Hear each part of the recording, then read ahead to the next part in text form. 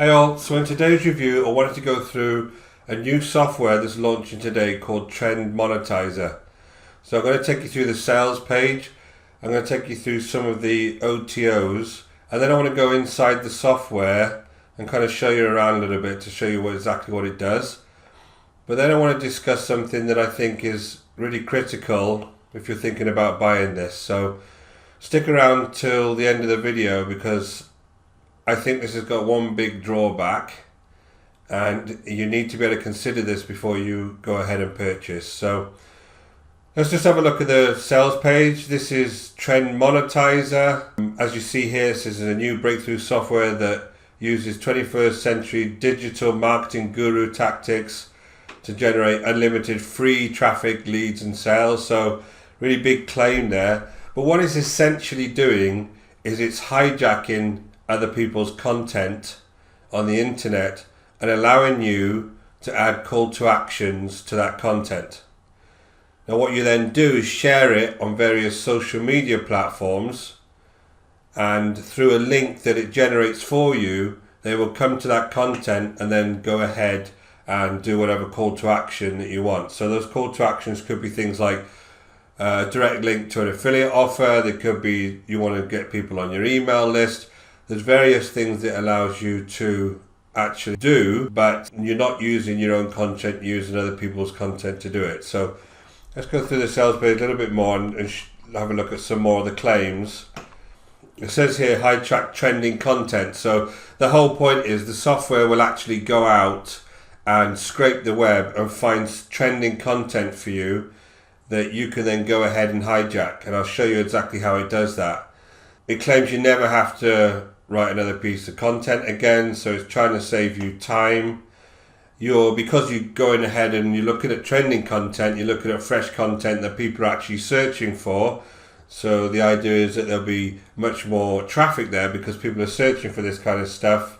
And then you can insert buttons onto that trending content that drive people to do some form of action. So it also allows you to cloak your link to that content. It allows you to do pixel tracking, which for newbies is a pretty advanced thing to do, but it allows you, once you have a pixel on a web page, if people click on it, when they go onto Facebook or some other platforms that show advertisements, suddenly your advertisements will show up on their platforms as well. So it's an advanced way of kind of following people around the internet, and this is why whenever you search for something on the web, you'll suddenly see that pop up in your Facebook feed or in some other website that you're looking at. That's because of pixel tracking, right?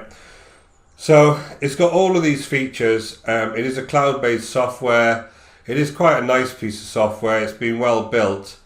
But let's go inside and I'll kind of show you exactly how this is working, and then I kind of discuss what I think could be the drawbacks here. So just before I go inside, I want to take you through the funnel. So on the front end, I'm seeing now it's about $33 for the commercial and about $39 for the agency license. Then they'll upscale you to a TrendMonetizer Ultimate, which is a few more features that they've added there. And then the next kind of OTOs are all about more done-for-you content. So they've got affiliate campaigns that they've already built so that you can go ahead and use them. At the end, there's a reseller license. So if you wanted to resell and keep all of the profits for this particular software, you can go ahead and do that. And there's just a price depending on what and how many licenses you need to use. So quite a lot in the actual funnel itself. Let's jump over into the dashboard. So here's the main dashboard once you get inside the software. Once you go in there, there'll be a demo video that shows you how to use it. If you click on this here, you'll see there's a search function which has the hot trends here on the left hand side, or you can go ahead and you can search for whatever trends that you want to go ahead and try and research. So whatever's in the news right now, you can search for that and it'll bring you all of the articles and videos on the web that are currently being talked about with that particular topic. So I'm just going to click on Joshua here because I was looking at something earlier, and there's some articles here on Anthony Joshua. It's one of my favorite boxers. And what you do is if you just click on this message here, this icon, it will actually bring that content. It'll go ahead and scrape it and scrape the code, and it'll bring the content into the software. So here you can see the content, right? So this is the content here. This is the TalkSport web page which you can then go ahead and add a call to action to. So if you see this box here with the click here, this is a call to action. If I look at the left hand menu here, it gives me lots of options about ways that I can actually go ahead and change that call to action. I can go ahead and change the style. I can make it a social kind of call to action. I can make it a banner where it comes up at the top here. I can make it a pop-up where it becomes a pop-up. So you've got various styles of the call to action. Then you can tell it exactly what you want to do. So do you want this call to action here, this click here, to be just a button? Do you want it to be a social share, so you can share to Facebook and allow you to share to a Facebook, for instance? And then you can go ahead and give the social provider and the page that you want to share it to. Do you want it to be an opt-in form? If it's an opt-in form, you can then go ahead and connect your autoresponder, etc, etc. So it allows you to kind of design the exact call to action you want to see. And then you can go ahead and brand this. So you can go ahead and change the color, you can change the content. So this writing here, I can go ahead and change. You can change the theme, etc. So once I know what call to action I have, I can scroll through and I can add my pixels here. So if I have created a Facebook pixel, for instance, I can add it there and it will allow me to use that pixel to track people. Once I'm happy, I save that. So once I've designed the call to action and to do exactly what I want, whether I want to do subscribers or whether I want to link it directly to an affiliate offer or whatever, I then go ahead and create the link. So if I press done, it would allow me to use this link now to share this around the web. So I can share this to anybody and they would come directly back to that page. If I go ahead and show you, this is what that page now looks like, and this is the call to action that we created through the software. So when anybody clicks on this link now, they're going to go to this TalkSport page and there's the call to action. Now, obviously this is a direct copy of this TalkSport page. So here's where the big issue is with this, right? I'm not a lawyer, and I'll stress that I'm not a lawyer, but I am pretty sure that you cannot go out in the web and just take content and duplicate it and put a new link onto it, right? You cannot